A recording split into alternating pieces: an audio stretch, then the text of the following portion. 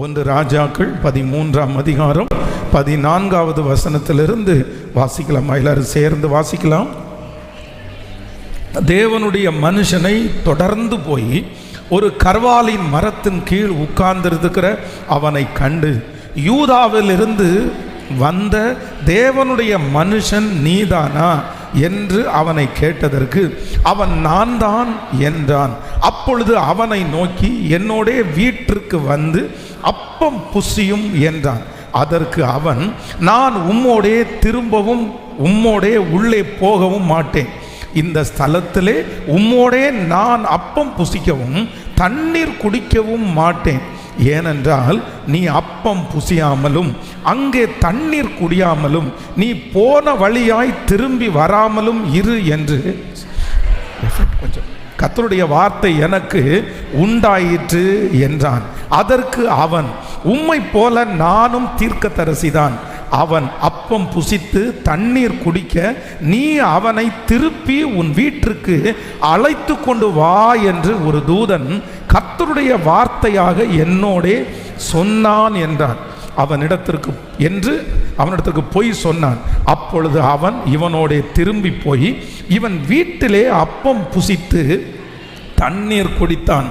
அவர்கள் பந்தியில் உட்கார்ந்திருந்த போது அவனை திருப்பி கொண்டு வந்த தீர்க்கதரிசிக்கு கர்த்தருடைய வார்த்தை உண்டானதினால் அவன் யூதாவிலிருந்து வந்த தேவனுடைய மனுஷனை பார்த்து சத்தமிட்டு, உன் தேவனாகிய கர்த்தர் உனக்கு கற்பித்த கட்டளையை நீ கை கொள்ளாமல் கர்த்தருடைய வார்த்தை மீறி அப்பம் புசிக்கவும் தண்ணீர் குடிக்கவும் வேண்டாம் என்று அவர் விலக்கின ஸ்தலத்திற்கு நீ திரும்பி அப்பம் புசித்து தண்ணீர் குடித்தபடினால் உன்னுடைய பிரேதம் உன் பிதாக்களின் கல்லறையிலே சேருவது இல்லை என்று கர்த்தர் சொல்லுகிறார் என்றான். அல்லேலூயா. கர்த்தருடைய பிள்ளைகளே, கடந்த ஒரு சில நாட்களாகவே ஆண்டவர் என்னுடைய இருதயத்தில் இந்த நோ அப்படின்னு சொன்னா வேண்டாம் அப்படின்ற அந்த வார்த்தையை என்னுடைய இருதயத்தில் வச்சுட்டே இருக்கிறார். அப்படின்னா ஒரு தேவனுடைய பிள்ளைக்கு எந்த காரியத்தை எடுத்தாலும் எஸ், ஆமாம் நான் செய்கிறேன், சரி பரவாயில்ல அப்படின்ற வார்த்தைகள் அவருடைய இருதயத்தில் வந்தாலும் சில காரியத்தை குறித்து கண்டிப்பாக ஆண்டவர் என்ன எதிர்பார்க்கிறார் அப்படின்னா, நம்ம நோ அப்படின்னு சொல்லணும், வேண்டாம் அப்படின்னு சொல்லணும். ஆனால் இந்த நோ அப்படின்ற இந்த வார்த்தையை சொல்லாததுனாலே பெரிய பெரிய பிரச்சனைகளை நிறைய ஆண்டவருடைய பிள்ளைகள் தங்களுடைய வாழ்க்கையிலேயே அனுமதித்திருக்கிறார்கள். சிலர் சொல்லுவாங்க, இல்லை எனக்கு அப்படி மூஞ்சி முறிச்சு எனக்கு பேச தெரியாது, எனக்கு அவ்வளவு சீக்கிரமாக நோ சொல்ல தெரியாது. யாராவது ஒருத்தர் ரொம்ப பணிவாக கேட்டுட்டாங்கன்னா, யாராவது ஒருத்தர் பணிவாக சொல்லிட்டாங்கன்னா உடனே நான் என்ன பண்ணுவேன்னா எஸ் சொல்லிடுவேன். இன்றைக்கி நான் பாதிக்கப்பட்டிருக்கிறதுக்கு காரணம், நான் இன்னைக்கு நஷ்டப்பட்டிருக்கிறதுக்கு காரணம் இந்த நோ அப்படின்ற ஒரு வார்த்தை எனக்கு சொல்ல தெரியாததுனால தான் நான் இவ்வளவு கஷ்டப்படுறேன் அப்படின்னு ஆயிரக்கணக்கான ஜனங்கள் சொல்லி கொண்டே இருக்கிறார்கள். இந்த இடத்துல நம்ம என்ன வாசிக்கிறோம் அப்படின்னு சொன்னா, ஒரு இளம் தீர்க்கதரிசி. இந்த இளம் தீர்க்கதரிசியினுடைய வாழ்க்கை உங்களுக்கு எல்லாருக்கும் பரிச்சயமானது தான். இந்த இளம் தீர்க்கதரிசி போய் ஒரு மிகப்பெரிய ரட்சிப்பை உண்டு பண்ணுகிறார். அங்கே ஒரு பெரிய அற்புதம் நடக்கிறது. அங்கே இருக்கிற ராஜா மிரண்டு போகிறார். அப்பதான் அந்த கூட்டத்திலே இருக்கிற 2 பிள்ளைகள் இந்த வயதான தன்னுடைய தகப்பனாரிடத்தில் சொல்லும்போது, தன்னுடைய தகப்பனார் போய் அந்த இளம் தீர்க்கதரிசியை சந்திச்சு, என் கூட நீங்க சாப்பிடணும். உடனே இவர் சொல்றாரு, நான் வரமாட்டேன், நான் வந்தா நல்லா இருக்காது, ஆண்டவர் வேணான்னு சொல்லியிருக்கிறாரு.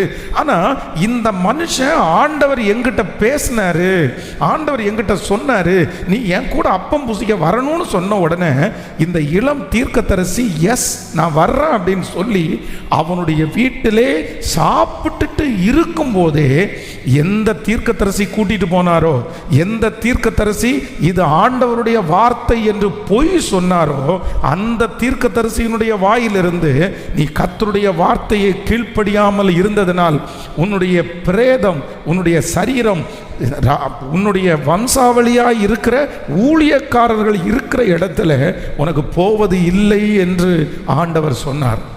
அதே போலவே போகிற வழியிலே ஒரு சிங்கம் அவனை அடித்து கொன்று போட்டது என்று வேதம் சொல்கிறது. ரொம்ப நல்லா கவனிங்க. இன்றைக்கு ஒரு தீர்மானம் எடுக்கணும் ஆண்டவருடைய பிள்ளைகள். எதுக்கு தீர்மானம் எடுக்கணும் அப்படின்னு சொன்னால், சிலர் நம்முடைய வாழ்க்கையிலே சில காரியத்தை சொல்லும் போது நம்ம அந்த காரியத்திற்கு என்ன சொல்றதற்கு பலன் வேணும் அப்படின்னா, நோ அப்படின்னு சொல்லுவதற்கு பலன் வேண்டும். இல்லை நான் பண்ண மாட்டேன், இது என்னால் செய்ய முடியாது, நீங்கள் தப்பாக நினைச்சா கூட பரவாயில்ல, நீங்கள் என் மேலே வருத்தப்பட்டுட்டா கூட பரவாயில்ல, நான் என்ன சொல்லுவேன் அப்படின்னா, எல்லாத்துக்கும் தலையாட்டி இல்லை எல்லாத்துக்கும் ஆமா சொல்லி யார் வேண்டுமென்றாலும் என்ன சொன்னாலும் நான் கேட்பேன் என்கிற அந்த சூழ்நிலையை விட்டுட்டு, நான் என்னைக்கு ஒரு காரியம் வேண்டாம் என்று நினைக்கிற காரியத்துக்கு நான் நோ சொல்றேனோ, அன்றைக்கு தான் நான் உண்மையான ஞானம் உள்ள ஒரு தேவனுடைய பிள்ளை. கைகளை உயர்த்தி ஒரு ஹல்லேலூயா சொல்லலாம். கர்த்தருடைய பிள்ளைகளே, இந்த 20 ஆண்டினுடைய இந்த ஊழியத்தில் நிறைய பேர் சந்தித்திருக்கிற, நிறைய பேர் பாதிக்கப்பட்ட, நிறைய பேர் எதனால பாதிக்கப்பட்டிருக்காங்கன்னு தெரியுமா? இந்த நோ அப்படின்ற ஒரு வார்த்தையை சொல்ல தெரியாததுனால நிறைய பேர் அதில் பாதிக்கப்பட்டிருக்கிறார்கள். நிறைய சாட்சிகளை நான் சொல்ல முடியும். வாலிப பிள்ளைகள் நோ சொல்ல தெரியாததுனால, குடும்பத்தில் இருக்கிற சகோதரிகள் சில நேரத்தில் நோ சொல்ல தெரியாததுனால, சில பிரதர்ஸ் நோ சொல்ல தெரியாததுனால எவ்வளோ பெரிய பாதிப்புகளை சிலர் குடும்பத்தை இழந்திருக்கிறார்கள், சிலர் வேலையை இழந்திருக்கிறார்கள், சிலர் சாட்சியை இழந்திருக்கிறார்கள், சிலர் தேவன் தங்களுக்காக வைத்திருக்கிற பெரிய எதிர்காலத்தையே இழந்திருக்கிறார்கள். இன்றைக்கு ஆண்டவரிடத்தில் நம்ம எல்லாரும் என்ன ஜெபிக்கணும் அப்படின்னு சொன்னா, ஆண்டவரே உமக்கு பிரியமில்லாத காரியத்திற்கு, உமக்கு சித்தமில்லாத காரியத்திற்கு எந்த பாரபட்சமும் இல்லாமல் நான் என்ன சொல்றதுக்கு எனக்கு பலன் தாரும் என்றால், எனக்கு நோ அப்படின்னு சொல்ற தைரியத்தை எனக்கு தருகிற ஒரு நல்ல தேவன். ஆமென் சொல்லுங்க பார்க்கலாம். கைகளை அப்படியே உயர்த்தி ஆண்டவரிடத்தில் சொல்லுங்க. அந்த தைரியத்தை கர்த்தர் எனக்கு தருவீராக. முழு பலத்தோட சொல்லுங்க, அப்பா நோ அப்படின்ற வார்த்தை, இந்த காரியத்தை நான் செய்ய மாட்டேன்றத வார்த்தை, இந்த இடத்திற்கு நான் வர மாட்டேன்னு சொல்ற வார்த்தையை நான் தைரியமாய் சொல்லுவதற்கு கர்த்தர் எனக்கு பலன் தருவீராக. சொல்லுங்க எல்லாரும் முழு பலத்தோட. இந்த கிருபையை ஆண்டவர் ஒருவர் மட்டும்தான் தர வேண்டும். ஆண்டவரே எவ்வளவு தந்தாலும், எத்தனை கொடுத்தாலும் எனக்கு ஒரு கிருபையை தர வேண்டும். ஆண்டவரே நோ அப்படின்னு சொல்லுகிற ஒரு கிருபையை கர்த்தர் எனக்கு தருவீராக. ஆமென். வேதம் நமக்கு ரொம்ப அழகாய் சொல்லுகிறது. ஒரு தீர்க்கதரிசி அந்த நாட்டினுடைய ராஜா தீர்க்கதரிசியை அழைக்கிறார். பிலேயாம் தீர்க்கதரிசி. பிலேயாம் தீர்க்கதரிசி முதலாவதாக ஆண்டவரிடத்தில் போய் கேட்கிறாரு, ஆண்டவரே இந்த மாதிரி ஒரு நாட்டினுடைய ராஜா கூப்பிடுறாரு, நான் போலாமா அப்படின்னு கேட்கும்போது ஆண்டவர் என்ன சொல்றாரு அப்படின்னு சொன்னா, அது ராஜாவாகவே இருந்தாலும் நீ போக வேண்டாம், அவர்களுக்கு நோ அப்படின்னு சொல்லி நீ அனுப்பிடு அப்படின்னு ஆண்டவர் சொல்லுவார். ஆனால் அவங்க வேண்டான்னு சொல்லிட்டு போயிடுவாங்க.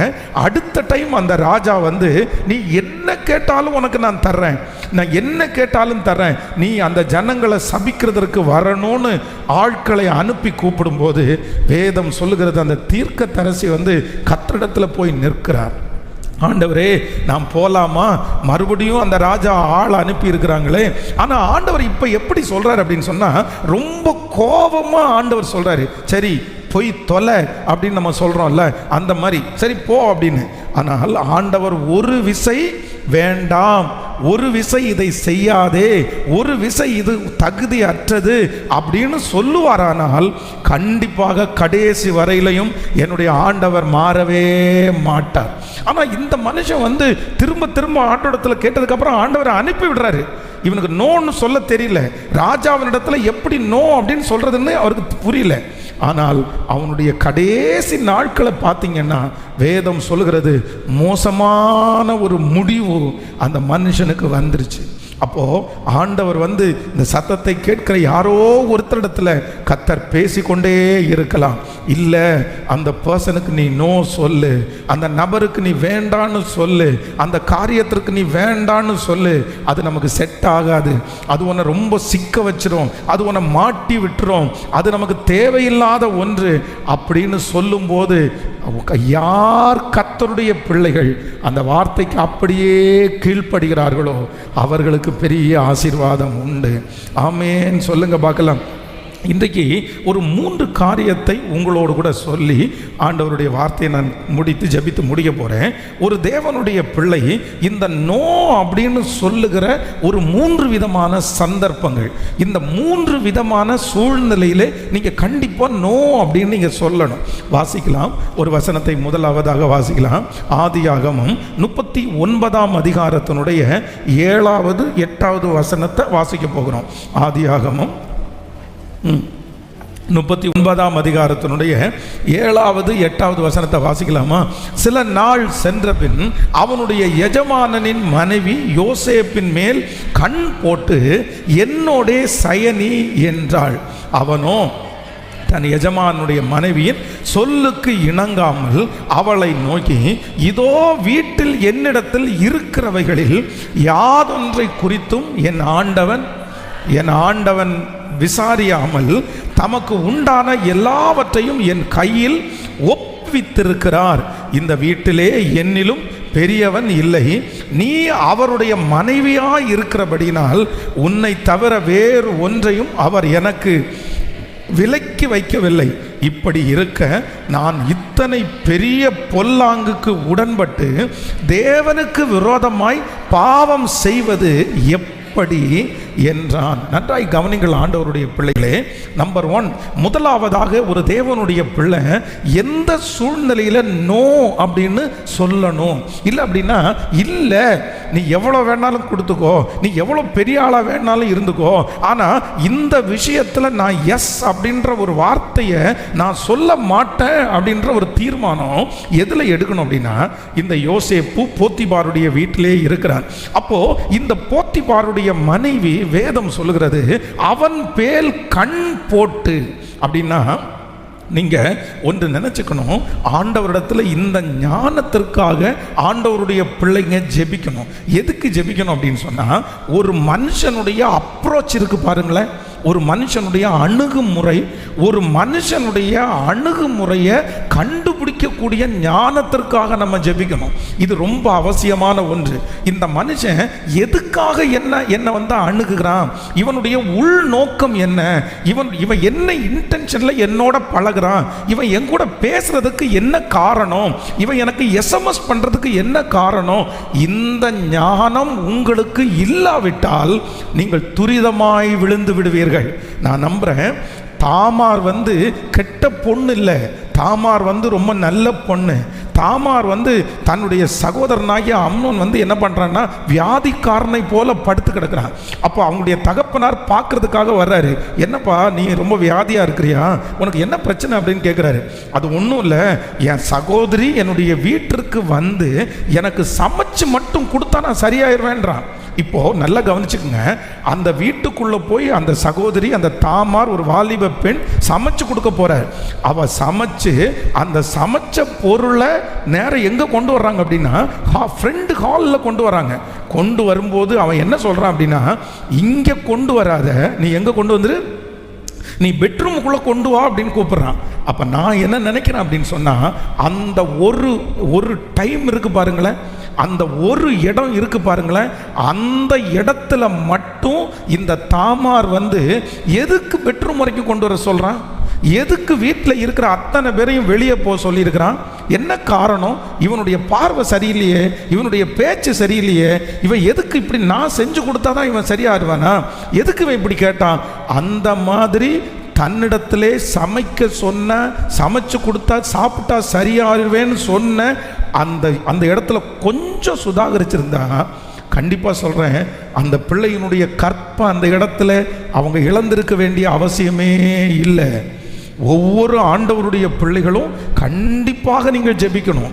எதுக்கு ஜெபிக்கணும் அப்படின்னு சொன்னால், என்னோடு பேசுவதற்கு, என்னோடு பழகுகிறதற்கு வருகிறவர்கள் என்ன உள்நோக்கத்தோடு எங்கிட்ட பழக வர்றாங்கன்ற ஞானத்தை, ஆண்டவரே நான் மாட்டினதற்கு பிற்பாடல்ல, நான் தோல்வி அடைந்ததற்கு பிற்பாடல்ல, ஆண்டவரே நான் முன்கூட்டியே அறிந்து கொள்ளுகிற ஞானத்தை எனக்கு கிருபையாய் கட்டளை இடுகிறவர்.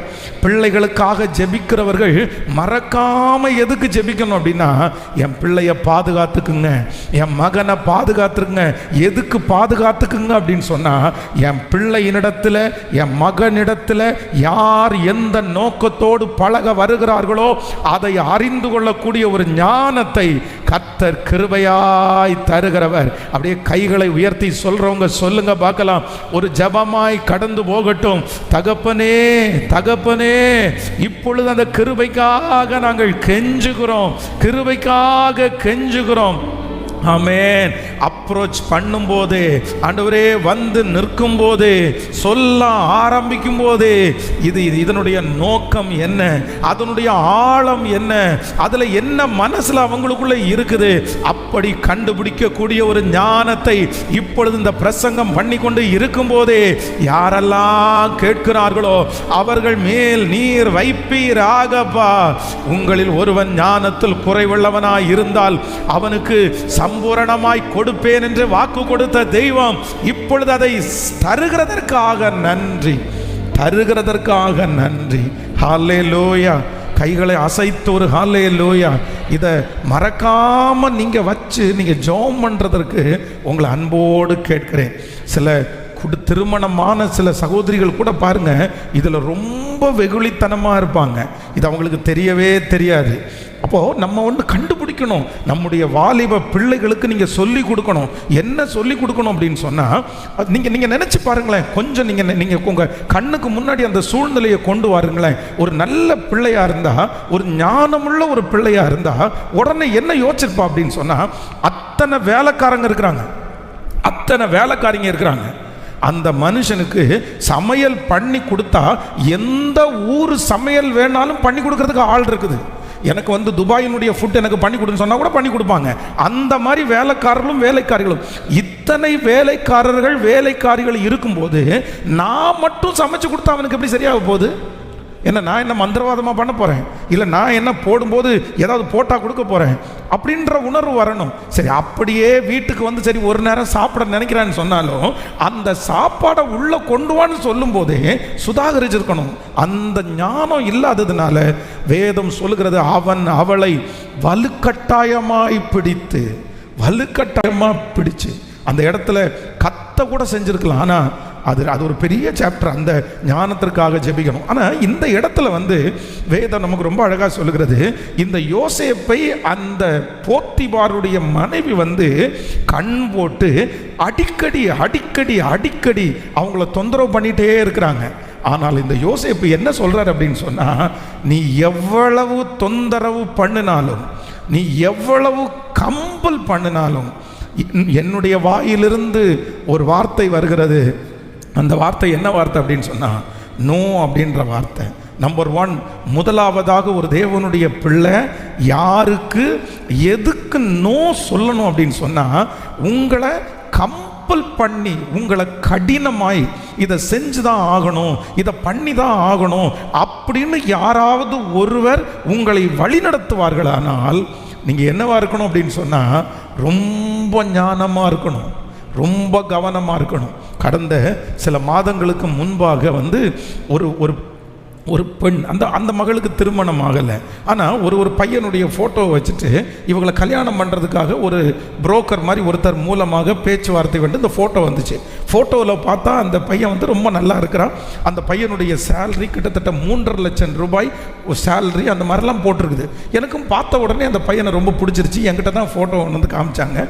நல்லா இருக்கிறான், நீங்கள் வேணால் விசாரிங்க, நீங்கள் பாருங்கள், எந்த சர்ச்சுக்கு போகிறாருன்னு விசாரிங்க, அவனுடைய பாஸ்டர் யாருன்னு விசாரிங்க. அப்படி விசாரித்து நீங்கள் நம்பர் கொடுத்தீங்கன்னா நான் கூட அந்த பாஸ்டருக்கு ஃபோன் பண்ணி நான் கேட்குறேன் அப்படின்னு சொல்கிறான்.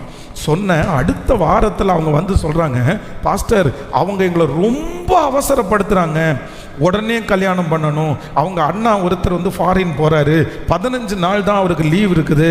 அந்த 15 நாளைக்குள்ள பொண்ணு பார்த்து நிச்சயதார்த்தம் பண்ணி 15 டேஸுக்குள்ளே திருமணம் பண்ணணும். அப்போ எங்கிட்ட வந்து எதுக்கு வந்திருக்கீங்கன்னு கேட்டால், டேட்டு கேட்குறதுக்காக வந்திருக்கிறோம் அப்படின்னாங்க. அப்போ நான் என்ன சொன்னேன் அப்படின்னு சொன்னால், உங்களுக்கு தெரிஞ்ச ஃபேமிலி, உங்களுடைய சொந்தக்கார ஃபேமிலி அப்படின்னு ஒருவேளை இருந்தால் கூட இந்த 15 நாளைக்குள்ள சரி நம்ம ஏற்கனவே தெரிஞ்ச ஃபேமிலி தானே, கல்யாணத்துக்கு நம்ம டேட்டு குடிக்கலாம். ஆனால் அவங்க யாருன்னு தெரியாது, அந்த பையனுடைய பின்னணி தெரியாது, குடும்பம் என்னன்னு தெரியாது, அவன் உண்மையாக அந்த இடத்துல தான் வேலை பார்க்குறான்னு தெரியாது. இப்படிப்பட்ட ஒரு பர்சனுக்கு நம்ம இவ்வளவு அவசரமாக நம்ம அந்த காரியத்தை செய்ய முடியாது. கண்டிப்பாக நம்ம டைம் எடுக்கணும், விசாரிக்கணும். ஆனால் அவங்க டார்ச்சர் பண்ணாங்க பாருங்க.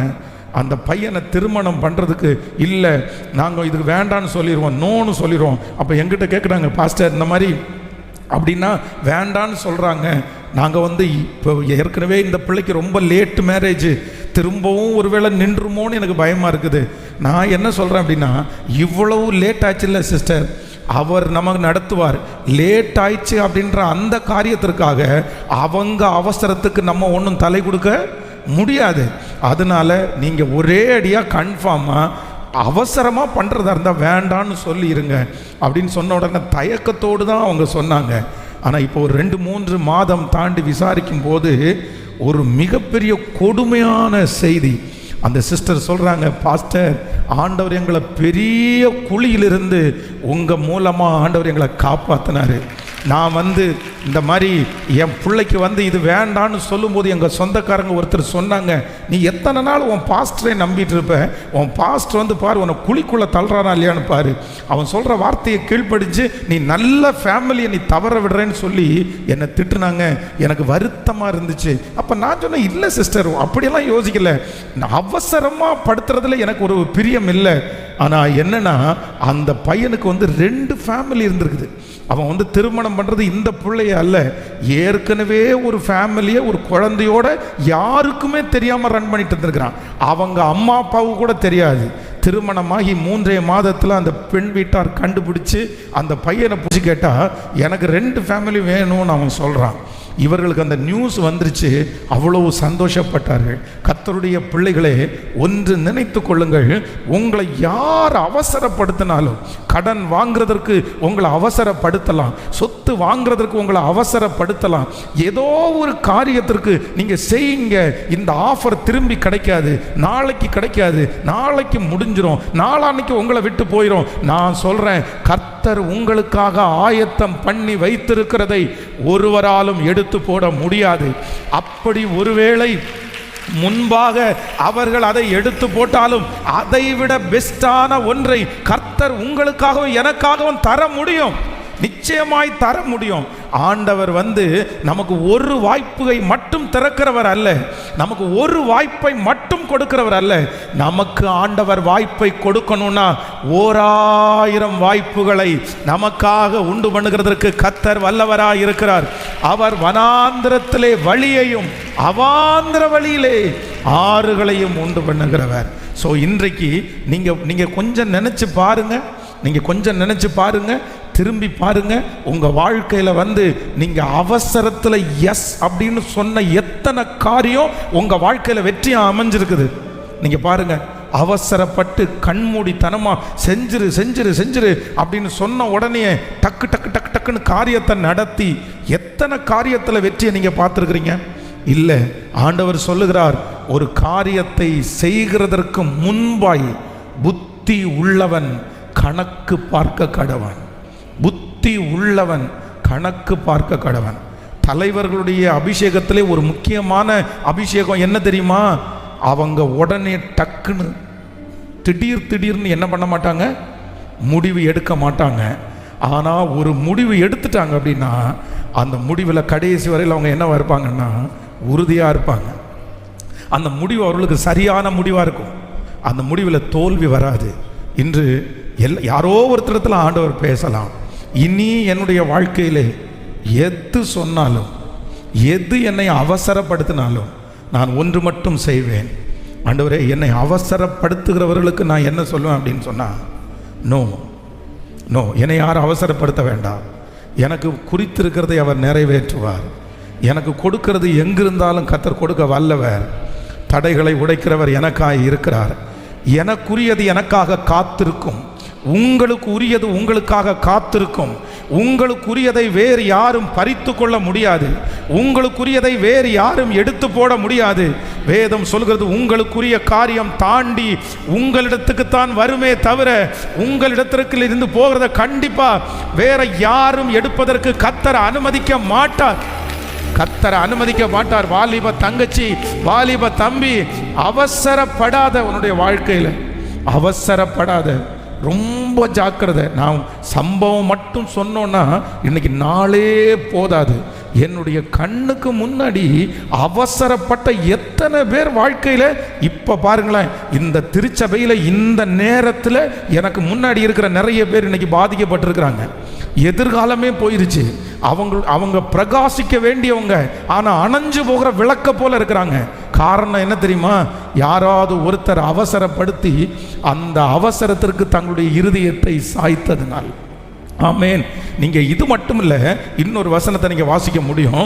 நீங்கள் நியாயாதிபதிகளின் புஸ்தகம் 16ஆம் அதிகாரத்திற்கு வாங்க. நியாயாதிபதிகளின் புஸ்தகம் 16ஆம் அதிகாரத்தினுடைய 16வது வசனத்தை வாசிக்கலாமா? 16ஆம் அதிகாரம், நியாயாதிபதிகளின் புஸ்தகம் 16ஆம் அதிகாரம் 16வது வசனம். இப்படி அவனை தினம் தினம் தன் வார்த்தைகளாலே நெருக்கி அலட்டி கொண்டிருக்கிறதினால் சாகத்தக்கதாய் அவன் ஆத்துமா விசனப்பட்டு தன் இருதயத்தை எல்லாம் அவளுக்கு வெளிப்படுத்தி, சவரவன் கத்தி என் தலையின் மேல் படவில்லை, நான் என் தாயின் கற்பத்தில் பிறந்தது முதல் தேவனுக்கென்று நசரேயனானவன், என் தலை சிரைக்கப்பட்டால் என் பலம் என்னை விட்டு போகும், அதனாலே நான் பலட்சமாகி மற்ற எல்லா மனுஷரை போலும் ஆவே என்று அவளிடத்தில் சொன்னான். நல்லா கவனிச்சுங்க ஆண்டவருடைய பிள்ளைகளே. இந்த இடத்துல யார் அப்படின்னு சொன்னா சிம்சோனை குறித்து வேதம் சொல்கிறது. சிம்சோனை என்ன பண்றாங்க அப்படின்னா, அவர் இப்படி அவனை தினம் தினம் தன் வார்த்தைகளாலே நெருக்கி அலட்டி கொண்டிருந்ததனால், அப்படின்னா டார்ச்சர் பண்றாங்க. அந்த லேடி வந்து டார்ச்சர் பண்றான். என்ன சொல்ல மாட்டியா? எப்படி வந்துருச்சு? எங்கிருந்து அந்த பெலன் வந்துருச்சு? நீ எப்படி இது பண்ணலாம்? அமைதியா இருக்காத, சொல்லு, பதில் சொல்லு, பதில் சொல்லு, எஸ் ஆர் நோ சொல்லு. ஆனா நீங்க எஸ் ஆர் நோ சொல்லுன்னு சொல்றாங்க பாருங்களேன். நீங்க நோன்னு சொல்லுங்க, அடுத்த டைம் திருப்பி என்ன கேட்ப தெரியுமா? இல்ல இல்ல யோசிச்சு சொல்லு, இல்ல இல்ல கொஞ்சம் பிளான் பண்ணி சொல்லு. எதுக்கு இப்படி? சரி நாளைக்கு டைம் எடுத்துக்கோ. அப்போ இந்த லேடி இந்த இடத்துல என்ன பண்றாங்க அப்படின்னு சொன்னா, அவனை வந்து டார்ச்சர் பண்றாங்க. இந்த மனுஷன் என்ன பண்ணிருக்கணும்னா, அந்த இடத்தை விட்டு உடனே வெளியே போயிருக்கணும், அந்த இடத்தை விட்டு உடனே ஓடி இருக்கணும். வேண்டாம் வேண்டாம் வேண்டாம், இவனை ரொம்ப டார்ச்சர் பண்ணான்.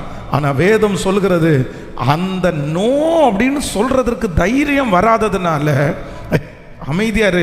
நான் தான் ஒரு டைம் சொல்லலைன்னு சொல்லிட்டேன்ல, வேண்டான்னு சொல்லிட்டேன்ல, அதுக்கப்புறம் என்ன திரும்ப திரும்ப இப்படி டார்ச்சர் பண்ண? இதெல்லாம் முடியாது. இனி நீ டார்ச்சர் பண்ணேன்னா உன்னுடைய மொபைலை நான் வந்து பிளாக் லிஸ்ட்டில் போட்டுருவேன், நான் திரும்பி பேச மாட்டேன். இந்த மாதிரி ஒரு தைரியம் வராமல் அப்படியே வளைஞ்சு குழஞ்சு அப்படியா இப்படியான்னு பேசினதுனால வேதம் சொல்லுகிறது, கடைசியில் அவள் எங்கே அந்த மனுஷனை கொண்டு விட்டா அப்படின்னு சொன்னால், தன்னுடைய இருதயத்தில் உள்ளதையெல்லாம் சொல்லி எஸ் அப்படின்னு சொல்றதற்கு நேராய் அந்த தேவ மனுஷனை நடத்தினாங்க. இன்னைக்கு ஆண்டவர் வந்து தெளிவாய் பேசுகிறார், கர்த்தர் விளக்கமாய் பேசுகிறார். நான் என்ன சொல்லணும் அப்படின்னு சொன்னா, என்னை அவசரப்படுத்துகிறவர்களுக்கு நான் என்ன சொல்ற கிருபையை கர்த்தர் தரணும்னா, நோ அப்படின்னு சொல்ற கிருபை. ஹல்லேலூயா, ஹல்லேலூயா. நீங்கள் பொறுமையாய் கையாண்டு, ஒருவேளை உங்களுடைய பொறுமையினால் ஒரு காரியம் வந்து உங்களை விட்டு தடைப்பட்டு போகுதுன்னா, நீங்கள் அதை குறித்து எவ்வளவோ நீங்கள் கவலைப்படாதீங்க. உங்கள் கணவனார் ஒருவேளை திட்டலாம், நீ அமைதியாக இருந்ததுனால தான் இது போயிடுச்சு. மனைவி திட்டலாம், நீங்கள் செய்யுங்கன்னு சொன்ன நீங்கள் கேட்கவே இல்லை. உங்கள் பார்வைக்கு ஒருவேளை அது நீங்கள் இழந்தது மாதிரி தோணலாம். ஆனால் நான் நம்புகிறேன், கிடையவே கிடையாது. ஆண்டவர் உங்களுக்கு என்று வச்சிருக்கிறத நீங்கள் எப்படி இழக்க முடியும்? அது நீங்கள் எப்படி இழப்பீங்க? நான் நம்புறேன், அதை வேற யாரு எடுத்தா கூட கர்த்தர் விட மாட்டாரு. உங்களுடைய தாமதத்தினால அது கண்டிப்பாய் உங்களை விட்டு போகவே போகாது. ஹல்லேலூயா. கைகளை அசைத்து ஒரு ஹல்லேலூயா சொல்லுங்க பார்க்கலாம். எல்லாரும் சொல்லுங்க, ஆண்டவரே என்னை அவசரப்படுத்தும் போது நான் நோ சொல்றதனுடைய தைரியத்தை நீர் எனக்கு தருவீராக. கேளுங்க, அப்பாட்ட கேளுங்க. யாரோ ஒருத்தரிடத்துல ஆண்டவர் தீர்க்க தரிசனமாய் பேசுகிறார். யாரோ ஒருத்தரிடத்துல ஆண்டவர் ஸ்ட்ரெயிட்டா பேசிட்டே இருக்கிறாரு. இல்லை, நான் உன்னை அழைத்தது உண்மை. ஆமேன். அவர்களுடைய வாலிப தம்பியை பார்த்து கர்த்தர் சொல்றாரு, தங்கச்சியை பார்த்து சொல்றாரு, நீ அவசரப்படாத. நீ படுத்துறவங்களுக்கு ஓ நோ இல்லை, அந்த காரியத்தை செய்ய முடியாது. அந்த தைரியம் இப்பொழுது எங்களுக்குள்ளே வருவதாகப்பா. கேளுங்க பார்க்கலாம். முழு பலத்தோட ஆண்டவரே, எங்களை நேர்த்தியாய் நடத்துகிற கர்த்தர், நேர்த்தியாய் நடத்துகிற கர்த்தர், நேர்த்தியாய் நடத்துகிற கர்த்தர். ஸ்தோத்திரம், ஸ்தோத்திரம் அப்பா. அந்த கிருபையை தாரும் ஆண்டவரே, அந்த தைரியத்தை தாரும் ஆண்டவரே.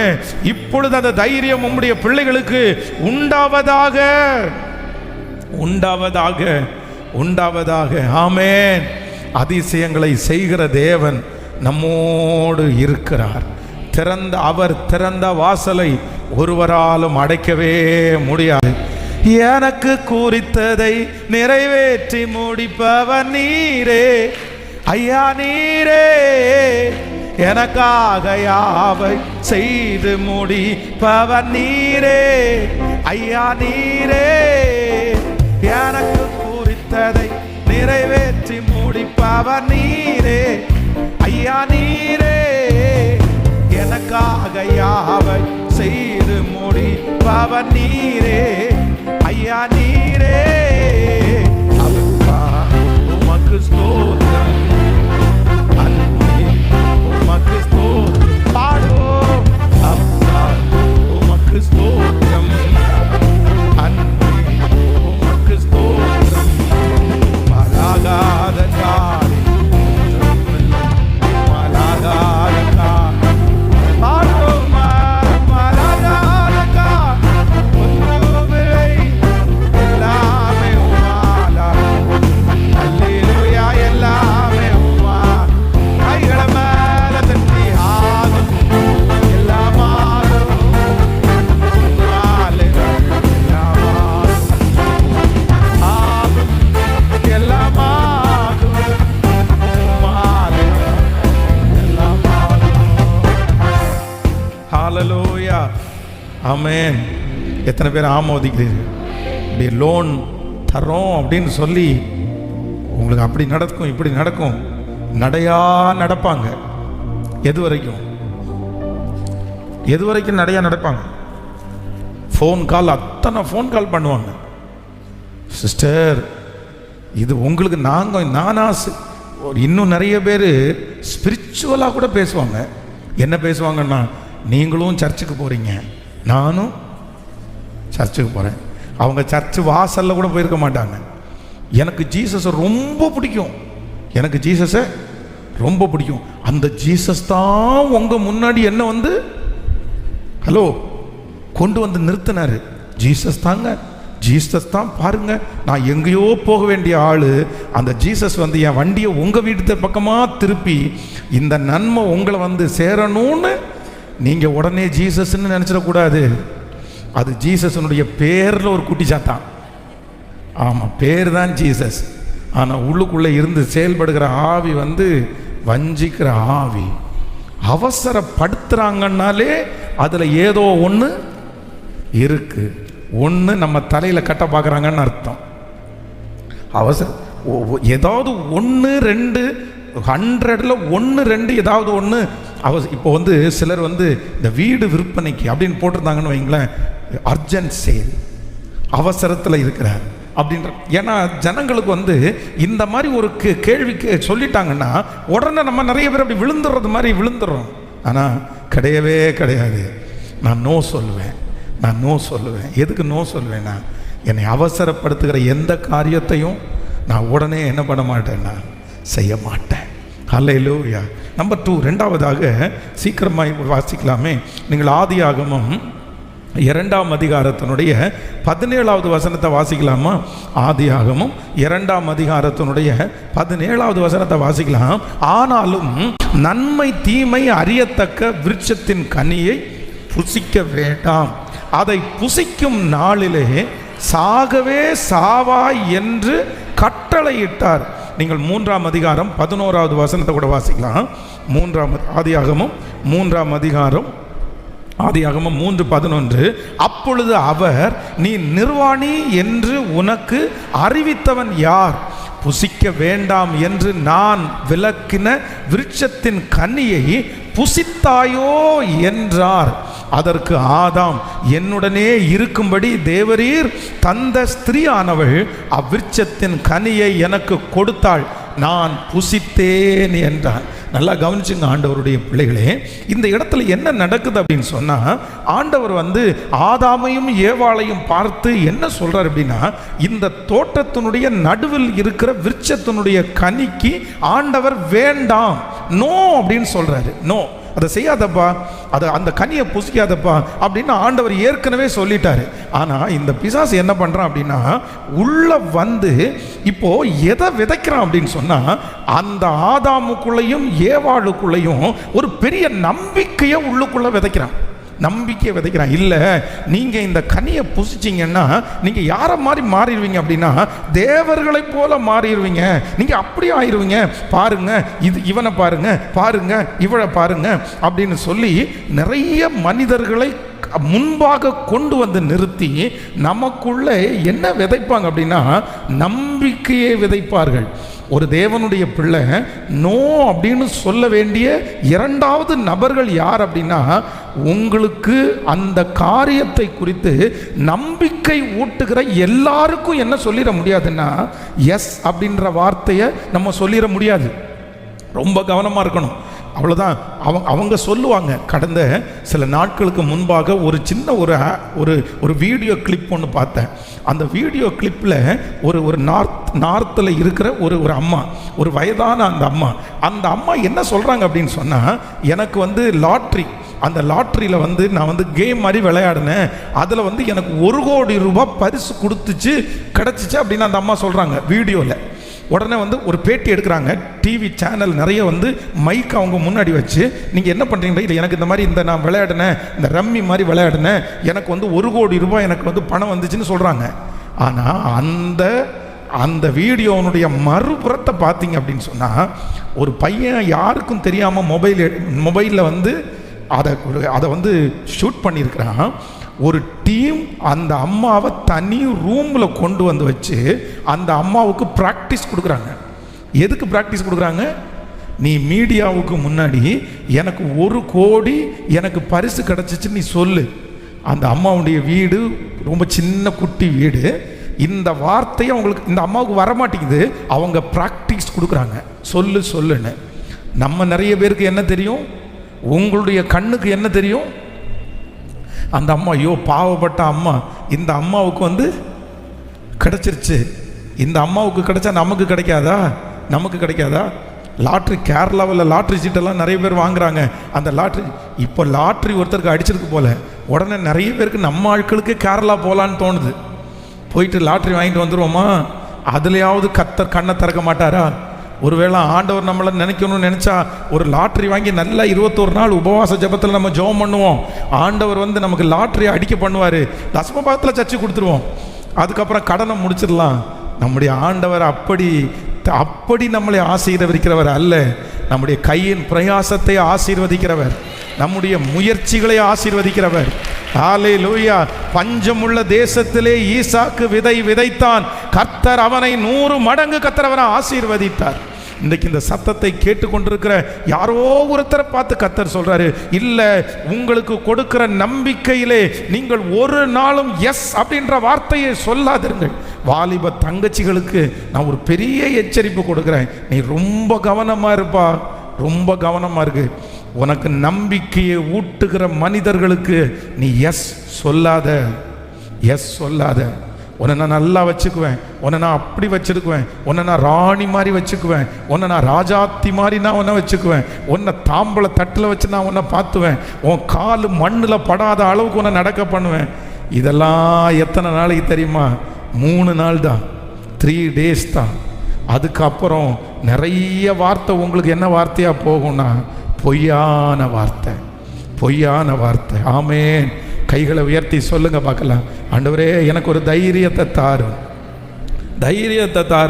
எனக்குள்ளே விதைக்கிற அந்த நம்பிக்கைக்கு ஆண்டவரே, அந்த நம்பிக்கை தவறான நம்பிக்கையாக இருக்குமானால் எனக்கு ஒரு கிருபையை தாரும் ஆண்டவரே. அது நோ அப்படின்னு சொல்லுகிற ஒரு கிருபை எனக்கு உண்டாவதாக சொல்லுங்க முழு பலத்தோட. அந்த கிருபை எனக்கு உண்டாகட்டும், அந்த தயவு எனக்கு உண்டாகட்டும் ஆண்டவரே. இப்போ அந்த தைரியம் எனக்கு உண்டாகட்டும் ஆண்டவரே.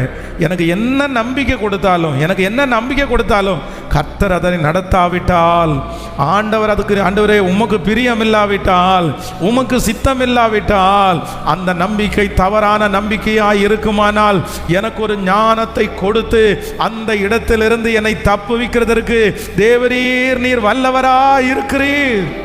ஹல்லேலூயா, thank you Jesus, ஆமென். கைகளை அசைத்தோர் ஹல்லேலூயா சொல்லலாம். நம்ம இந்த திருச்சபையினுடைய இடம் வாங்கி ஒரு 2.5 வருஷம் ஆகுது. ஆனால் அந்த 2 வருஷத்துக்கு முன்னாடி அகைன் ஒரு 6 வருஷம், கிட்டத்தட்ட ஒரு 8 ஆண்டுகளுக்கு முன்னாடி பார்த்தீங்கன்னா நம்ம திருச்சபையில் வந்து கொண்டிருந்த ஒரு சிஸ்டர் தான். அவங்க பெரிய பெரிய கோடீஸ்வரர்களுக்கு அவங்க லோன் வாங்கி கொடுக்குற வேலையை செஞ்சுட்டு இருந்தாங்க. அப்படின்னா பெரிய பெரிய கோடீஸ்வரர்கள் தங்களுடைய சொத்துக்களை அடமானம் மாதிரி வச்சு அது நிறைய லோன் அவங்க வாங்குவாங்க. அது மாதம் நிறைய பணத்தை அவங்க கையில் தான் கொடுப்பாங்க. இது என்ன அப்படின்னு சொன்னால், பெரிய ஒரு பணக்காரர்கள் இருப்பார்கள். அந்த பணக்காரத்தில் பணம் இருக்கும். ஆனால் அந்த பணம் எப்படி இருக்காது அப்படின்னா, இந்த ஒயிட்டு பிளாக்னு சொல்கிறாங்க பாருங்களேன், அது ஒயிட்டாக இருக்காது, அந்த பணம் பிளாக்காக இருக்கும். அப்படின்னா நம்முடைய கையில் வச்சிருக்கிற பணம் லிக்விடாக நம்ம கையில் காசு வச்சுருக்கிறோன்னா அது பிளாக். அப்படின்னா அது கணக்கில் இல்லாத பணம். பேங்க்கில் இருக்குது பாருங்கள், அதுதான் கணக்கில் இருக்கிற பணம். அப்போ நிறைய பேர் பெரிய கோடீஸ்வரர்கள் கையில் அந்த மாதிரி வச்சுருப்பாங்க. பட் இதை அவர்களால் ஒயிட்டாக சேஞ்ச் பண்ண முடியாது. அப்போ அவங்க என்ன பண்ணுவாங்க அப்படின்னு சொன்னால், இந்த மாதிரி லோன் கேட்குறவங்களுக்கு இவங்க இந்த பணத்தை கொடுத்துட்டு இவங்க அந்த பணத்தை ரிட்டர்ன் பண்ணும்போது எப்படி பண்ணுவாங்க அப்படின்னு சொன்னால், அவங்க பேங்க்கில் கொடுத்துருவாங்க. இந்த மாதிரி ஒரு பெரிய ப்ராசஸ் இருக்குது. அந்த வேலையை அவங்க செஞ்சுட்டு இருந்தாங்க. அப்போ அவர்கள் ஒரு விஷயம் திருச்சபையில் அன்னைக்கு இந்த மாதிரி மானிட்டர் ஸ்பீக்கர் 2 வாங்கணும்னா ரொம்ப காஸ்ட்லி. ஆனால் அவங்க என்ன பண்ணாங்க அப்படின்னா, 2 மானிட்டர் ஸ்பீக்கரு, இந்த கீபோர்டு இதுக்கு முன்னாடி இந்த கீபோர்டு அது இன்னொரு சர்ச்சுக்கு நாங்கள் கொடுத்துட்டோம். அந்த கீபோர்டு அன்னைக்கு பார்த்தீங்கன்னா 1,10,000 அந்த கீபோர்டு. அந்த கீபோர்டு 2 ஸ்பீக்கரு கிட்டத்தட்ட ஒரு 2 lakhs 2 லட்சம் ரூபா இருக்கும். அந்த பொருளை அவங்க சர்ச்சுக்கு கொண்டு வந்து அவங்க ஜெபம் பண்ணும்போது சொன்னாங்க, பாஸ்டர் நான் ஒரு பெரிய ஒரு நபருக்கு இந்த மாதிரி லோனுக்காக பிரயாசம் எடுத்து நான் லோன் வாங்கி கொடுத்தேன். அதனால நாங்கள் 7 பேர் அந்த டீமில் இருந்தோம். எங்கள் 7 பேருக்குமே ஒவ்வொருத்தருக்குமே ஒரு 20 லட்சம் கிடைக்கிற அளவுக்கு கடவுள் எங்களை பிளஸ் பண்ணிட்டாரு அப்படின்னு அவங்க சொன்னாங்க. சொல்லி அந்த ஸ்பீக்கரு அந்த கீபோர்டுக்காக ஜெபம் பண்ணிட்டு போனாங்க. போயிட்டு அடுத்து ஒரு சில நாட்கள் தாண்டி வந்தாங்க. நீங்களும் இடம் வாங்கணும்னு நீங்கள் ஜெபம் பண்ணிட்டு இருக்கிறீங்கல்ல, ஒரு நல்ல ஒரு பார்ட்டி இருக்கிறாங்க, அவங்க எவ்வளோ வேணாலும் லோன் கொடுப்பாங்க, நம்ம அவங்கள வேணால் மீட் பண்ணலாமா அப்படின்னு சொன்னாங்க. அப்போ எனக்கு அது ஒரு சரியாக கிடைக்கல. சரி பார்க்கலாம் அப்படின்னு சொல்கிறேன். பார்க்கலான்னு சொல்கிறதுக்குள்ளேயே அவங்க என்ன பண்ணிட்டாங்கன்னா, அவசரப்பட்டு இந்த லேண்டோட ஓனரை போய் பார்த்துட்டாங்க. என்னுடைய சார்பாக வர்றது மாதிரி இந்த மாதிரி பாஸ்டர் அனுப்பி விட்டாங்க, உங்களை பார்க்க சொன்னாங்கன்னு சொல்லி அந்த ஓனரை போய் அவங்க பார்த்து, ஓனர் இடத்துல அவங்க ரேட்டு என்ன பேசுகிறாங்க அப்படின்னு அப்போ பேசிட்டு என்கிட்ட சொன்னாங்க, சாரி உங்கள்கிட்ட நாங்கள் சொல்லாமல் போனோம், பட் உங்களுக்கு ஒரு அவுட்லைன் நோட் கொடுக்கணுன்றதுக்காக தான் நான் சொல்லாமல் போனேன். எல்லாத்தையும் பேசி ரெடி பண்ணிட்டோம். 7 உங்களுக்கு கேட்குற அந்த பணம் அத்தனையும் உங்களுக்கு அவங்க லோன் தந்துடுவாங்க. மாதம் எவ்வளவு கட்டணும் அப்படின்னா, 1 கோடி ரூபாவுக்கு 1,80,000 ரூபா கட்டணும். 1 கோடி ரூபாவுக்கு 1,80,000 ரூபா, கிட்டத்தட்ட 2 லட்சம் ரூபாய். அப்போது 5 கோடி ரூபாய் நம்ம கடன் வாங்கினோம்னா எத்தனை லட்சம் மாதம் கட்டணும் வைங்க. ஆனால் அந்த 7 ஆண்டுகளுக்கு முன்பாக நமக்கு இருந்த நிலைமை அப்படின்னா 10,000 20,000 எடுத்து மீட்டிங் நடத்தணும்னா கூட அவ்வளோ வருத்தமான நேரம். அவங்க எல்லாத்தையும் ரெடி பண்ணி கொண்டு இன்னொரு ஆப்ஷன் சொல்கிறாங்க, 1.5 வருஷம் எந்த பணமும் கட்ட வேண்டாம். 1.5 வருஷம் நீங்கள் லோன் எதுவுமே கட்ட வேண்டாம். 1.5 வருஷத்துக்கு அப்புறம் நீங்கள் ஸ்டார்ட் பண்ணால் போதும். ஆனால் எனக்கு அதில் ஒரு சமாதானமே இல்லை. அவங்க எத்தனையோ பேர் நம்பிக்கை கொடுத்தாங்க. ஆனால் என்னமோ தெரில, எனக்கு அந்த நம்பிக்கையே வரல. சரி பரவாயில்ல, நம்ம இவ்வளோ பெரிய குழியில் போய் நம்ம விழக்கூடாது. அங்கே இருக்கிற ஒருத்தர் என்னை பார்த்து சொல்கிறாரு, உங்களுக்கு விசுவாசம் இல்லையா பாஸ்டர்? உங்களுக்கு விசுவாசம் இல்லையா? கர்த்தர் கொடுக்க மாட்டாரா? ஆண்டவர் நினைச்சாருன்னா மாசம் கிடைக்கிற அமௌண்ட்டை எப்படி கர்த்தர் கொடுக்க மாட்டாரு? கர்த்தர் கொடுப்பாரு. நம்முடைய தேவன் ஐஸ்வர்ய சம்பூரணர். நம்ம ஒரு காலடி எடுத்து வைக்கணும், நம்ம முயற்சி எடுத்து வைக்கணும். வசனமா பேசுறாங்க, சாட்சியா சொல்றாங்க. இப்படிதான் நிறைய பேர் வசனமா பேசுவாங்க, சாட்சியா சொல்லுவாங்க. ஆனா என்னமோ தெரியல, ஆண்டவர் எனக்கு அறிவும் ஞானமும் இல்லை. ஆனால் அந்த நேரத்தில் அந்த 7 பேரும் சுற்றி அவ்வளவு மணி நேரம் பேசும்போது என் வாயிலிருந்து ஒரே ஒரு வார்த்தையை தான் கர்த்தர் சொன்னார். எனக்கு அந்த தைரியத்தை தந்தார். No no. எப்படி அந்த தைரியம் எனக்கு வந்துச்சுன்னு தெரியல. அத்தனை பேர் நாங்கள் பார்த்துக்கிறோம் தான் சொன்னாங்க. ஆனால் அதுக்கப்புறம் அந்த டீமே கோச்சுக்கிட்டாங்க. இல்லை, இனி நாங்கள் உங்களுக்காக எந்த முயற்சியும் எடுக்க மாட்டோம்னு சொன்னாங்க. ஆனால் உண்மையிலே எனக்கு கவலையே வரல. என்னமோ ஒரு பெரிய பிரச்சனைலேருந்து தப்பிச்சது மாதிரி ஃபீல் தான் இருந்துச்சே தவிர எனக்கு கவலையே வரல. அப்போது ஆண்டவருடைய பிள்ளைகளே, இன்றைக்கு இந்த சத்தத்தை கேட்கிற யாரோ ஒருத்தரிடத்துல ஆண்டவர் சொல்கிறாரு, சிலர் நம்பிக்கையான வார்த்தையை கொடுக்கும்போது நீங்கள் கண்மூடித்தனமாக என்ன பண்ணிடாதீங்கன்னா, சத்தமாக சொல்லுங்கள் பிரதர், ஒரு 1 லட்சம் ரூபா வாங்கி கொடுங்க பிரதர். இதான் பிரதர் 24 ஹவர்ஸுக்குள்ள தர்றேன்.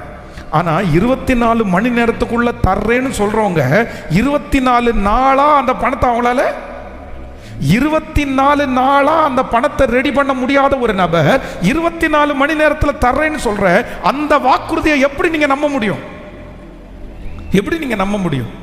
நீங்க உதவி செய்ய வேண்டான்னு நான் சொல்லலை, உதவி செய்ய வேண்டான்னு சொல்லலை. ஆனால் சிலர் நம்பிக்கையான வாக்குறுதிகள் கொடுக்கும்போது நம்ம உடனே என்ன பண்ணிடக்கூடாது அப்படின்னா, கண்மூடித்தனமாக நம்பிடக்கூடாது. ஒரு 3 பேருடைய கருத்தை பிடிச்சி சொல்லுங்க, கண்மூடித்தனமாக நம்பிடாதீங்க.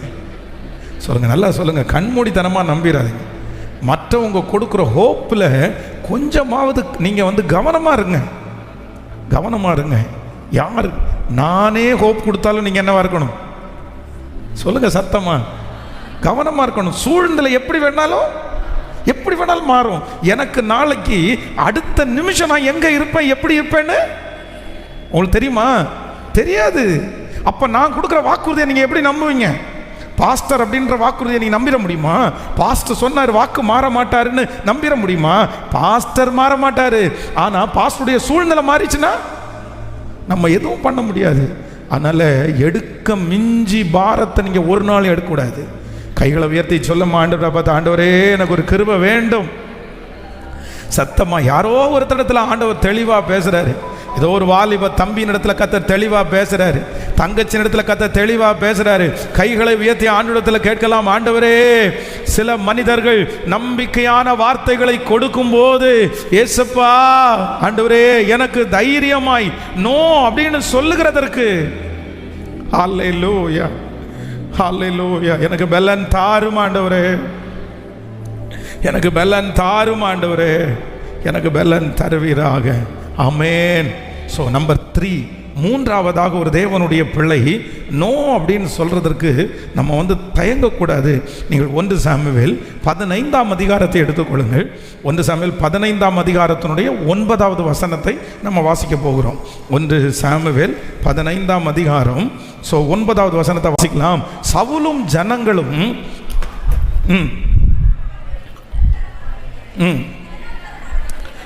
சவுலும் ஜனங்களும் ஆகானையும் ஆடு மாடுகளில் முதல் தரமானவைகளையும் 2ஆம் தரமானவைகளையும் ஆட்டுக்குட்டிகளில் நலமான எல்லாவற்றையும் அழித்து போட மனதில்லாமல் தப்ப வைத்து அற்பமானவைகளும் உதவாதவைகளுமான சகல வஸ்துக்களையும் முற்றிலும் அழித்து போட்டார்கள். அடுத்த வசனம், அப்பொழுது கர்த்தருடைய வார்த்தை சாமுவேலுக்கு உண்டாகி அவர் சொன்னது, நான் சவுலை ராஜாவாக்கினது எனக்கு மனஸ்தாபமாக இருக்கிறது. அவன் என்னை விட்டு திரும்பி என் வார்த்தைகளை நிறைவேறாமல் போனான் என்றான். அப்பொழுது சாமுவேல் மனம் நொந்து முழுதும் கர்த்தரை நோக்கி கூப்பிட்டான்.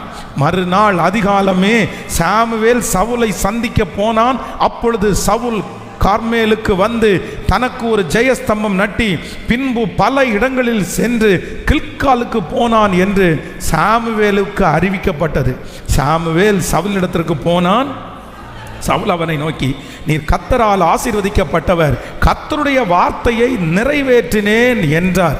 அதற்கு சாமுவேல், அப்படியானால் என் காதுகளில் விழுகிற ஆடுகளின் சத்தம், எனக்கு கேட்கிற மாடுகளின் சத்தம் என்ன? அதற்கு சவுல், அமலேக்கியரிடத்தில் அவைகளை கொண்டு வந்தார்கள். ஜனங்கள் ஆடு மாடுகளில் நலமானவைகளை உம்முடைய தேவனாகிய கர்த்தருக்கு பலியிடும்படி தப்ப வைத்தார்கள், மற்றவைகள் முற்றிலும் அழித்து போட்டோம் என்றார்கள். கவனிங்க, இந்த வசனத்தை போய் வீட்டில் நீங்கள் தொடர்ந்து வாசிங்க.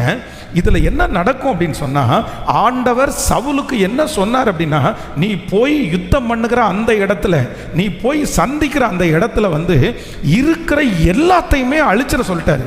நீ பட்சபாதம் பார்க்காத, நீ எதையுமே பார்க்காத, ஏன்னா அது ரொம்ப ஆபத்தானவர்கள், அவங்க ரொம்ப மோசமானவங்க அப்படின்னா கர்த்தர் முற்றிலும் அழிக்க சொன்னார். ஆனால் இந்த சவுல் என்ன பண்ணுவார் அப்படின்னு சொன்னால், ஆகான் அப்படின்ற ஒரு ராஜா அந்த இடத்துல இருக்கிறார்ல, இந்த ராஜாவை இந்த மனுஷன் என்ன பண்ணுவான் அப்படின்னா உயிரோடையே வைப்பான். அந்த மனுஷன் கெஞ்சுவான், அந்த மனுஷன் வந்து சரி இல்லை இல்லைன்னு சொல்லுவான். ஆனால் அவன் ஆபத்தானவன், அவன் மோசமானவன், அவன் வந்து இன்றைக்கு நடிக்கிறான். வெளியில் அவன் வந்து அந்த மாதிரி மனுஷன் கிடையாது. ஆண்டவர் வந்து வேண்டாம், அழித்து விட வேண்டும் என்று சொல்லுகிற அந்த நபரிடத்திலே இந்த சவுல் என்ன பாராட்டு அப்படின்னா, இரக்கம் பாராட்டுகிறதுனால நோ அப்படின்னு சொல்றதுக்கு தயங்குகிறான். நம்பர் 3, மூன்றாவது ஒரு காரியத்தை ரொம்ப கவனமாக கவனிச்சுங்க. நீங்கள் நோ சொல்ல தயங்கக்கூடாது, நீங்கள் நோ சொல்லுகிறதுக்கு தைரியப்படணும். எதுக்கு? உங்களுடைய இரக்கம் நோன்ற வார்த்தையை சொல்லாமல் உங்களை தடுத்து நிறுத்திடக்கூடாது. சிலர் வந்து தங்களுடைய வாழ்க்கையே இழந்ததற்கு காரணம் என்ன அப்படின்னு சொன்னால், அந்த இரக்க குணம். நான் நீ இல்லைன்னா நான் செத்துருவேன். அப்போது ஒரு பையன், வாலிப தம்பிங்க தங்கச்சிங்க கேளுங்க, ஒரு பையன் நீ இல்லைன்னா நான் செத்துருவேன் அப்படின்னு சொல்கிறான் அப்படின்னா அவனுடைய மனநிலைமை எப்படி இருக்குது? ஒரு பொண்ணு நீ இல்லைன்னா நான் செத்துருவேன் அப்படின்னு சொன்னால் அவங்களுடைய ஸ்பிரிச்சுவல் குவாலிட்டி என்ன? அவங்களுடைய ஆவிக்குரிய தரம் என்ன? ஒரு ஆண்டவரை நேசிக்கிற பிள்ளை அப்படி சொல்லுவானா? ஒரு ஆண்டவரை நேசிக்கிற பொண்ணு அப்படி சொல்லுமா? கண்டிப்பாக சொல்லாது, கண்டிப்பாக சொல்ல முடியாது. ஆனால் நம்ம நிறைய பேருக்கு என்ன வருது அப்படின்னா, தப்புன்னு தெரியுது, இந்த இடத்துல நம்ம கை கோர்த்தோம்னா நம்ம தோல்வி அடைஞ்சிருவோம்னு நமக்கு தெரியுது, இது ஒரு பெரிய பிரச்சனையில் நமக்கு கொண்டு போய் விட்டுருன்னு தெரியுது, இது முழுக்க ஆண்டவருடைய சித்தம் இல்லைன்னு தெரியுது. கர்த்தருடைய சித்தம் இல்லைன்னு தெரிஞ்சும் என்ன முன்னாடி நிற்க தெரியுமா? பரிதாபம். நிறைய பேருக்கு இரக்க குணம். எப்பா, யாருக்காக ஆண்டவர் பேசுறான்னு எனக்கு தெரில, ஆனால் பரிதாப குணத்தினால உன் வாழ்க்கையை நீ என்ன பண்ணிடாதன்னா, உன் வாழ்க்கையை நீ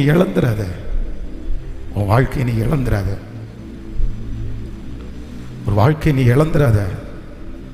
இரக்கம் பாராட்டுவது தவறல்ல. இரக்க குணம் கர்த்தருடைய குணம். இரக்க குணம் ஆண்டவர் நமக்கு கொடுத்த குணம். ஆனால் ஒரு கணவன் மனைவியினுடைய இரக்க குணம் எப்படி இருக்கணும் தெரியுமா? கணவன் காட்டாத இரக்கத்தை ஒரு மனைவி காமிச்சா, கணவன் மனைவி 2 பேரும் சேர்ந்து இரக்கம் காமிக்கணும்.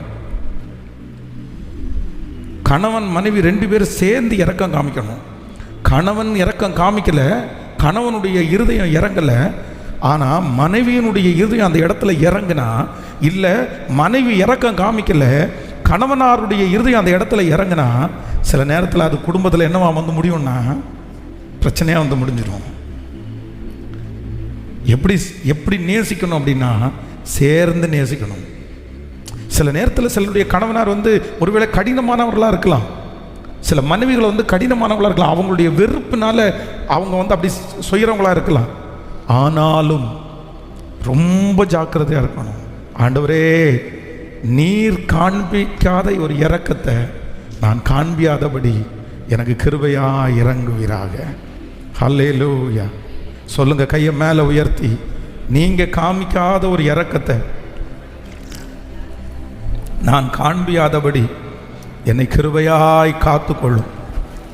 சத்தத்தை உயர்த்தி சத்தத்தை உயர்த்தி முழு பலத்தோட ஆண்டவரிடத்தில் சொல்லுங்க, ஆண்டவரே நீர் காண்பியாத ஒரு இரக்கத்தை, நீங்க காண்பிக்காத ஒரு இரக்கத்தை நான் காண்பியாதபடி எனக்கு ஒரு கிருபை தாங்க ஆண்டவரே, ஒரு கிருபை தாங்க ஆண்டவரே, ஒரு கிருபை தாங்க ஆண்டவரே. ஹல்லேலூயா. இன்னைக்கு 3 காரியத்தை ஆண்டவர் நம்மோட பேசியிருக்கிறார். நம்பர் 1, முதலாவதாக ஒரு தேவனுடைய பிள்ளை எதுக்கு நோ சொல்லணும் அப்படின்னா, ரொம்ப கம்பல் பண்ணுறவங்களுக்கு, அவசரப்படுத்துகிறவங்களுக்கு என்ன சொல்லுங்க அப்படின்னு சொன்னான், நோ. நம்பர் 2, இரண்டாவதாக நமக்குள்ள தவறான நம்பிக்கைகளை போடுறவங்களுக்கு சொல்கிறது எல்லாத்தையும் நம்பிடக்கூடாது. அதுக்கு நான் என்ன சொல்லணும்னா, நான் பார்த்து செய்கிறேன், நோ. நம்பர் 3, மூன்றாவதாக நம்ம யாருக்கு நோ சொல்லணும் அப்படின்னு சொன்னால், என்னுடைய இரக்கம் அவர்களுக்கு ஒரு நாளும் எஸ் சொல்லாதபடி, என்னுடைய இரக்கம் சில நேரத்தில் அவர்களுக்கு என்ன சொல்லணும் அப்படின்னா, நோ அப்படின்னு சொல்லணும். ஹல்லேலூயா, ஹல்லேலூயா. எத்தனை பேர் ஆமோதிக்கிறீங்க? அந்த தைரியத்தை ஆண்டவர் ஒருவர் மட்டும்தான் நமக்கு தரணும். அந்த பலத்தை ஆண்டவர் ஒருத்தர் மட்டும்தான் நமக்கு தரணும். அந்த ஞானத்தை அவர் ஒருவரே எனக்கு கட்டளை இடுகிறவர்.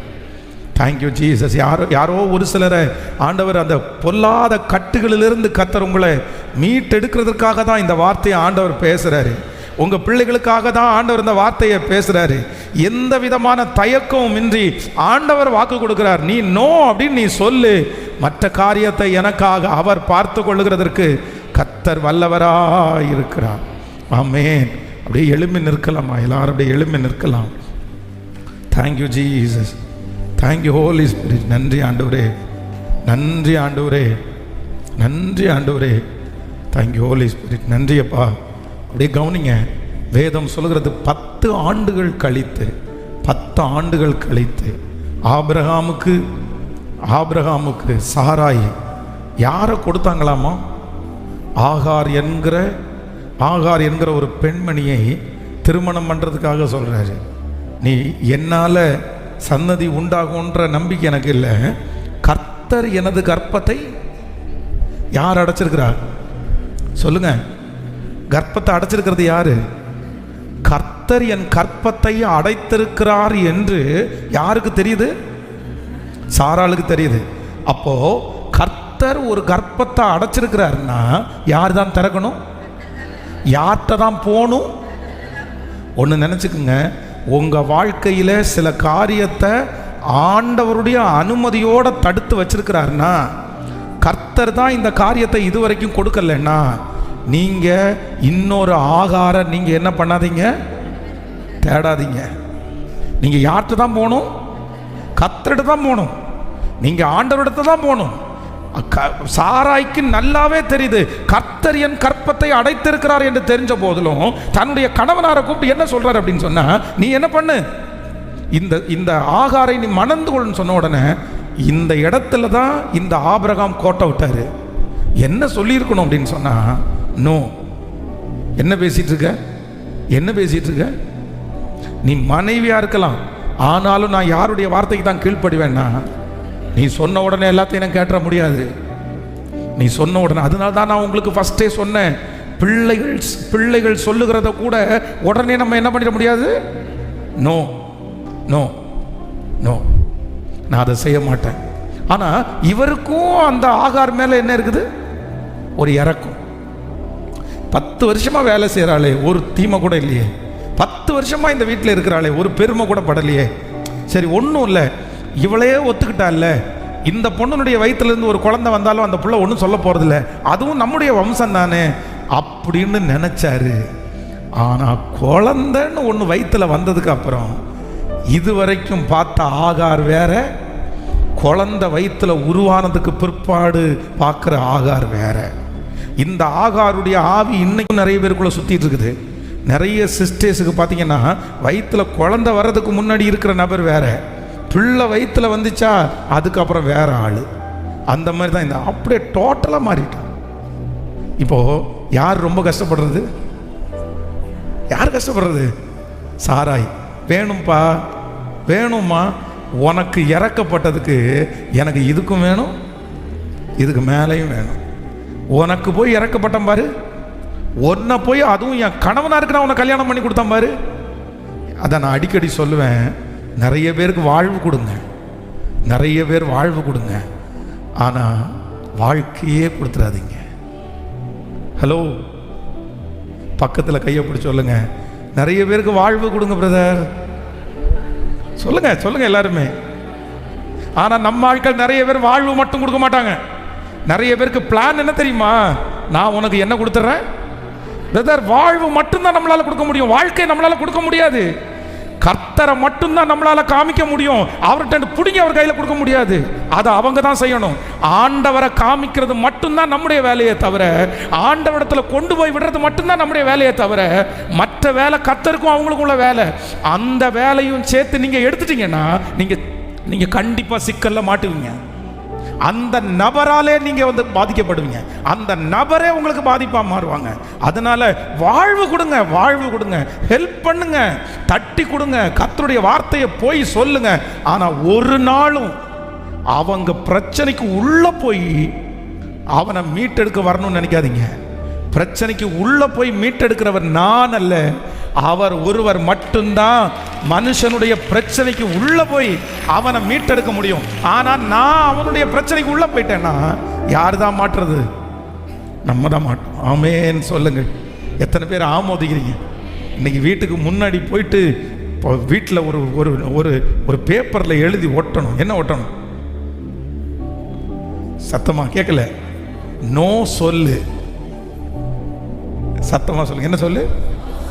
கேட்கல, நோ சொல்லு. பாஸ்டர், நான் இன்னைக்கு ஜபத்துக்கு வந்ததே எஸ் சொல்லுன்னு வந்துவீங்க, வந்தேன் அப்படின்னு இல்லை. எஸ் சொல்றதுக்கு ரொம்ப தாமதம் பண்ணி தான் சொல்லணும், ரொம்ப யோசிச்சு தான் சொல்லணும், ஆண்டவருடைய நடத்துதலோட சொல்லணும். இந்த ஒரே ஒரு கேரக்டரை மட்டும் நீங்க ஃபாலோ பண்ணுங்க. இந்த உலகத்தில் இருக்கிற 90% பிரச்சனை இன்னொரு மனுஷனால ஏமாத்தப்படுறதுன்றது உங்களுக்கு வரவே வராது. ஹல்லேலூயா. சேர்ந்து பாடி ஆண்டவருடைய சமூகத்தில் ஆமென், ஹல்லேலூயா. இதுவரையிலும் என்னை நடத்தின கர்த்தவர், அவர் ஜெபம் கேட்டவர், ஜெயம் தந்தீரையா. என்னை தள்ளாட விடவே இல்லை, என்னை தள்ளாட விடவே இல்லை. அவர் என்னை நடத்த போகிறார். ஹல்லேலூயா. புகழ்கின்றேன் பாட்டு பாடி, புயல் இன்று ஓய்ந்தது, புது ராகம் பிறந்தது. புகழ்கின்றேன் பாட்டு பாடி, புயல் இன்று ஓய்ந்த, புது ராகம் பிறந்தது.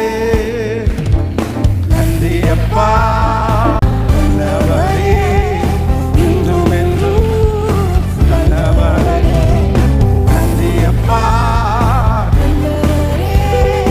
இன்றும் என்றும் நல்லவரே, இன்றும் என்றும்